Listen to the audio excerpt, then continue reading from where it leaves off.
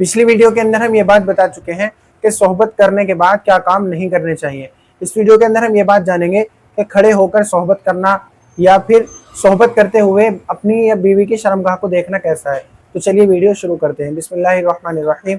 सबसे पहली बात तो ये है कि अगर कोई आदमी खड़े होकर सोहबत करता है तो उससे उसका बदन कमज़ोर और जल्दी बूढ़ा हो जाता है।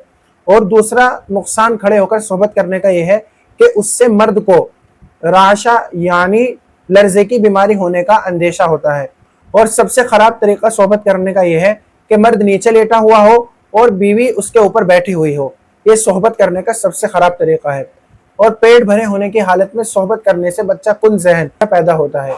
इसलिए डॉक्टर हजरात ये लिखते हैं कि खाना खाने के 2 या 3 घंटे के बाद अपनी बीवियों से सोहबत करनी चाहिए। दूसरी बात यह है कि सोहबत करते हुए अपनी बीवी की शर्मगाह को देखना कैसा है।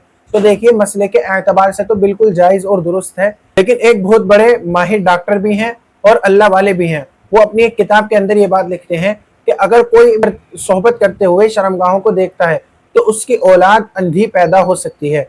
इसी तरह उलमा लिखते हैं कि अगरचे सोहबत करते हुए मियाँ और बीवी को एक दूसरे की शर्मगाह देखना जायज़ है, लेकिन बहरहाल नहीं देखनी चाहिए क्योंकि उससे नज़र कमज़ोर होती है। अगली वीडियो के अंदर हम इस बात को जानेंगे सोहबत करने का सही तरीका क्या है।